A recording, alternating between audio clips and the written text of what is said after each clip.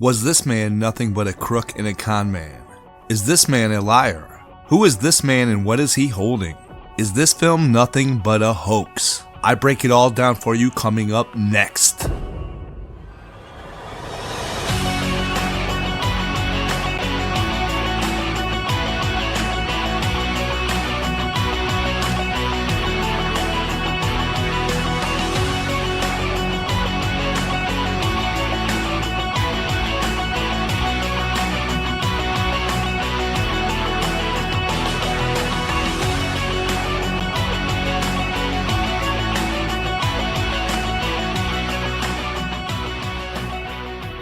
Alright everybody, hold on to your seats because we have a great one today.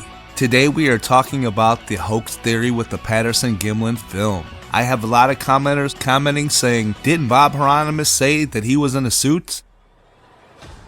A lot of people are getting this hoax information from one or two sources. They're getting it from a book, and then after that book came out, a couple TV shows picked up on the book and put it on TV.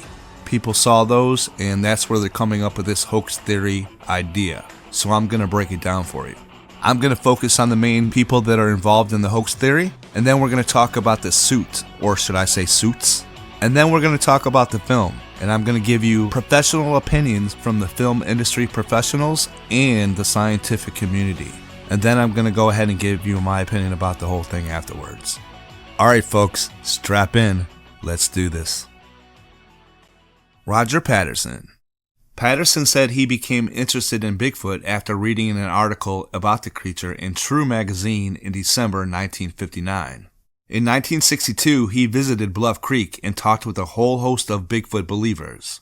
In 1964, he returned and met a timber cruiser named Paul Graves, who drove him to Laird Meadows. There, Patterson saw fresh tracks. For him, an almost unbearably exciting, spine-chilling experience. What a tremendous feat it would be. What a scientific breakthrough if he could obtain unshakable evidence that these tracks were not the work of a prankster, but the actual mark of an unknown creature. Patterson invested thousands of hours and dollars combing Bigfoot and Sasquatch territory. He fought constant ridicule and shortage of funds. He founded the Northwest Research Foundation. Through it, he solicited funds. The response was encouraging and enabled him to lead several expeditions. In 1966, he published a paperback book at his own expense. He added the income from its sales and his lectures to the search fund. As each wilderness jaunt failed to see or capture the monster, one by one the thrill seekers dropped out, but Patterson never gave up. In May-June 1967, Patterson began filming a docudrama about cowboys being led by an old miner and a wise Indian tracker on a hunt for Bigfoot. The storyline called for Patterson, his Indian guide, Gimlin in a wig, and a cowboy to recall in flashbacks the stories of the 1924 Ape Canyon incident and others as they tracked the beast on horseback. For actors and cameramen, Patterson used at least 9 volunteer acquaintances, including Gimlin and Bob Hieronimus, for 3 days of shooting, perhaps over the Memorial Day weekend. Bob Gimlin, at the time rancher and horse trainer. Bob Gimlin says that he never believed in the Bigfoot creature, but after hearing about stories where people had encounters and seeing casts of tracks for himself, he became more intrigued and believed that there might be a possibility of these creatures existing. So he used to go out with Roger Patterson on these excursions and these expeditions looking for the creature. After the film, he was cut out from any income that was made from the film for a long time, I mean decades. Keep that in mind. People that have known Bob Gimlin say that he is one of the nicest, most honest, salt-of-the-earth type people that you will ever meet. That he doesn't display a dishonest bone in his body. Bob Hieronimus. Bob Hieronimus was an acquaintance of Roger Patterson and Bob Gimlin. Bob Hieronimus came out in the 1990s saying that he was a man in a suit in the film. He tried to sell his story to the tabloids and it didn't work. And then he saw the television program, The World's Greatest Hoaxes, Secrets Finally Revealed, in 1998 and decided to call them and see if he could get paid that way. He was then contacted 5 years later by an author writing a book who was a skeptic of the Patterson Gimlin film. Philip Morris, costume maker. owner of Morris Costumes in North Carolina, claimed in 2002 that he made a gorilla costume that he sold to Roger Patterson and mailed to him through the mail. Although when asked for documentation to prove that, he could not provide that, which is kind of interesting because as a business you need to keep those kind of records. Author Greg Long. Author Greg Long was a Bigfoot skeptic who came into Yakima looking to write a book about the incident. He got in touch with Bob Hieronimus and Philip Morris, and they came up with a completely different costume than what Bob Hieronimus had originally described. Author Greg Long has described Roger as a con man and a crook based on these facts. Roger Patterson was arrested when he came back to town for failure to return the camera on time. As soon as the camera was returned, Roger was released and charges were dropped. So he has no other criminal record, but that's why the author calls him a crook. He is called a con man because when Roger died of cancer, he owed investors money from projects that he was working on. So that's where those labels are coming from the author. He said that he spoke to people that knew Roger, and that is what they labeled him to be. But subsequent interviews with those same people, they said the author took their words out of context and misrepresented them, and that they did not feel that way about Roger. Now to get to Bob Hieronimus. Bob did know Roger and Bob. That is a fact. But there are a lot of inconsistencies in his story, including the suit that we're going to get to in a minute. But here are some facts that you need to know. He said that he kept quiet for all these years because he wanted to get paid. Now listen, Roger Patterson and Al DeAtley made $150,000 when they put the film out in the movie theaters in the Pacific Northwest and the Midwest. So are you telling me that Bob Hieronimus knew they made that money and that he just sat back and didn't ask for his $1,000 or even let it slide without saying, hey man, I'm going to blow the whole thing up? And on the other hand, if you think about it, do you think that Roger Patterson, after getting paid $75,000, wouldn't be like, the first person I need to pay is the dude in the suit? I mean, come on. Let's be realistic about this stuff. Another thing about Bob Hieronimus, he changed the story about the suit 3 times. 3 times. Not once, not twice, 3 times. Wait till you hear this. And finally, he doesn't even know where the filming location is or how to get to it. He said he drove to the area, went to the camp. He said he got on the back of Roger's horse. Now listen to this. And they went like a half a mile, he said.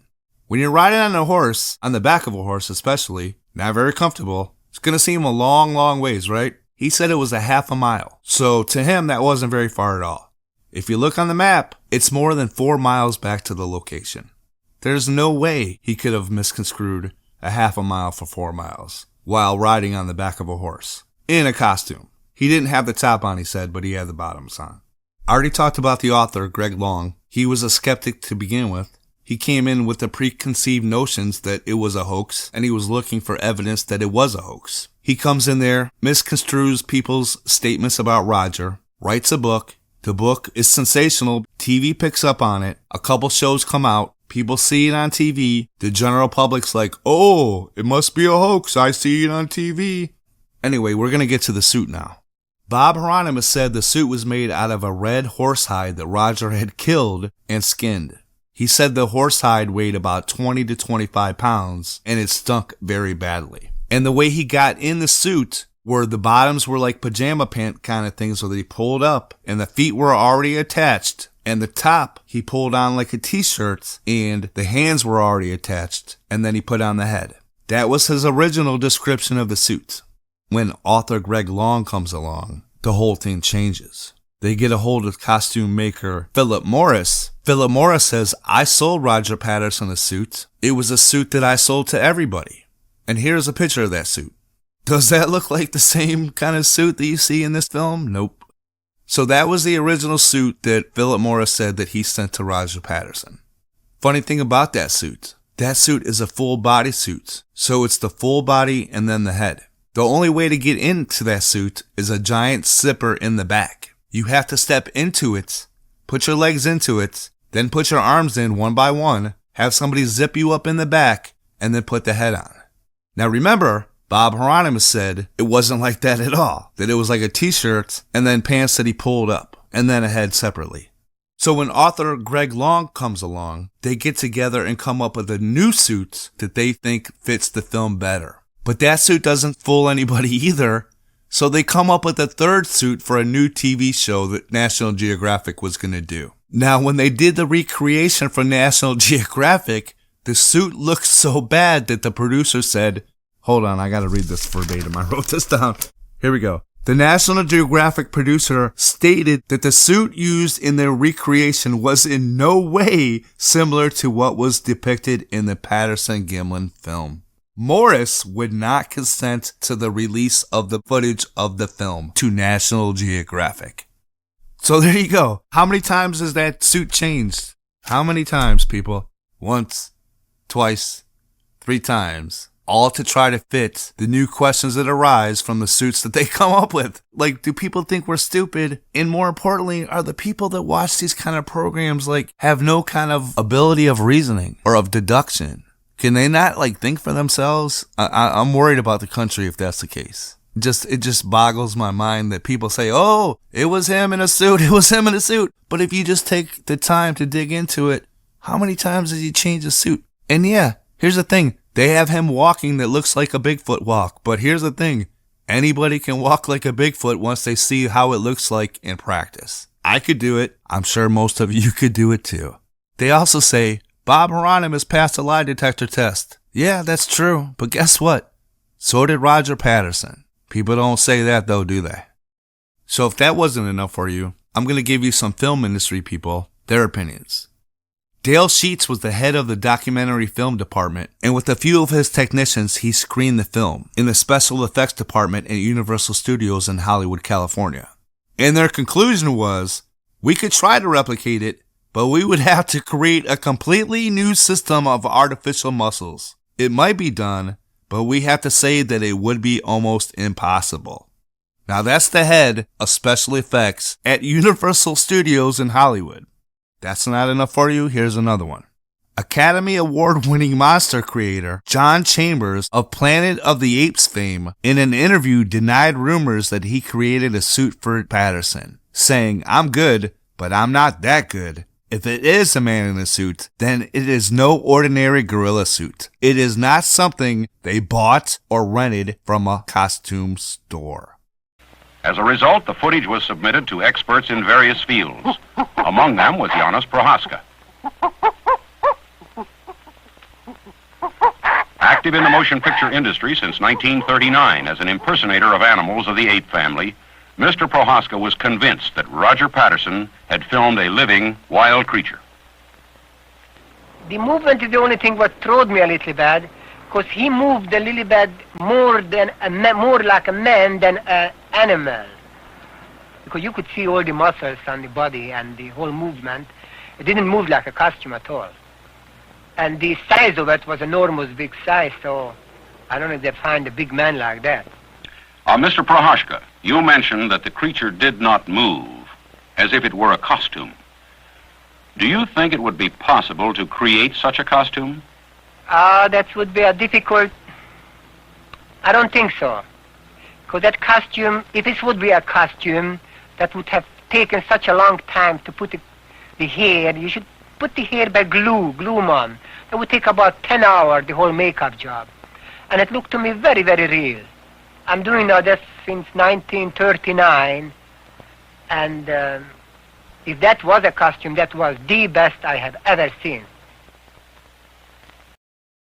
If this is your first time to the channel, welcome. Go ahead and hit that subscribe button while you're here. Really do appreciate it. Everybody, if you liked the video, make sure you hit that like button for me. And make sure you fill the comment section with your opinion. Let me know what you think. Is it a hoax or is it real? Alright, now let's go ahead and get into this film breakdown. And I'm going to include some opinions from some professionals in the scientific community and the film industry. If you haven't checked out the previous video yet, it's a rare interview that I found with Bob Gimlin that was conducted by John Green that talks about this encounter. If you haven't heard it, I recommend you go watch that. Just do it after you watch this one. Alright, one of the things that stands out to me to prove that this is not a man in a suit, he said that the footwear in the suit was kind of like Kmart slippers, those soft slippers, okay? Take a look at the toes in this video right here. You see how they spread right there? when the creature steps, that's not going to happen in Kmart slippers. Not at all. Check it out. Look, you see the toes? There are details that are very distinctive of the way in which this creature walks. I think you've got one queued up here that we can look at. One of the characteristics that seems to distinguish the Sasquatch foot from the human is the lack of an arch, a longitudinal arch, which is kind of a springboard, creating a more stable platform in the human foot, where you can see this upward turning of the toes at the last part of the swing phase, just before the foot comes in contact with the substrate.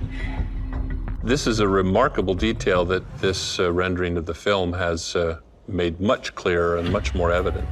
Also, the bottom of the foot also lines up with the track. If you look at both comparisons side by side, the foot and the footprint line up.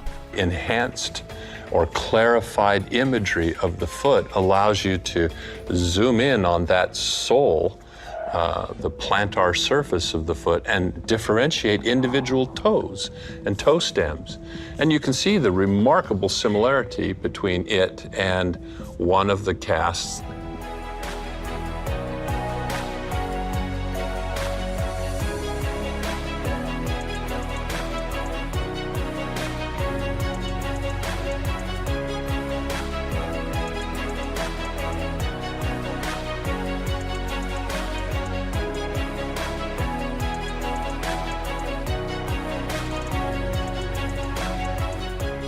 And if you don't believe me, check this out. You can see for yourself how big Patty is compared to the average man. The creature is massive, weighing in excess of 880 pounds. Even taking a conservative estimate of Patty's height of somewhere between 6.5 and 7 feet, and then modeling her body based on the proportions that can be derived from those estimates, including her footprint, which is well established at between 14.5 and 15 inches. And she comes out in excess of between 700 and 800 pounds, much more than most people. Another thing people talk about is there's a line on its right thigh that people think could be waders underneath a suit. You see it right there?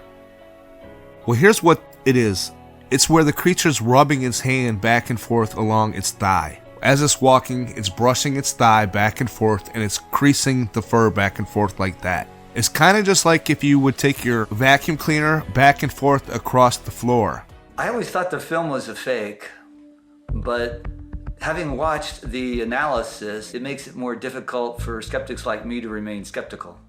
I still think it's possible that it's a fake, but it would be kind of difficult to come up with all those different coincidences. And if it is a genuine film, then it's going to shatter our preconceived notions of primate evolution. Alright, so there that is. Now I'm going to give you my opinion. Alright, this is the way I think about this. Clearly, I feel that is not a man in a suit. Clearly, with all the proof that we have that I just showed you, it's almost irrefutable in my opinion. Secondly, Bob Hieronimus' story about the costumes changing and the timing of it all, waiting so long, trying to get paid, that's basically what he said. It was his time to get paid. And the author coming around as a skeptic and people buying into it is what set the whole thing off. Even after Roger Patterson died, he didn't say anything. He didn't say anything until long time afterwards. The only reason why he said anything is to make money. He's seen that other people were making money and he wanted to get in on it, in my opinion. And then think about this. Why in the world would Bob Gimlin, who was cut out from all the money, all that money at the beginning, all of it, he didn't get any of it. Why would he sit back and take all that ridicule? It almost cost him his marriage. I mean, think about that. For 35 years, the dude sat back and took all that ridicule and didn't make any money to begin with. He literally had to go to court and fight for his right to any kind of rights from the film. Roger Patterson died of cancer at 42. He owed people money. An author turned that into him being a con man. On his deathbed, he adamantly said the creature was real. He also said this that I find pretty fascinating.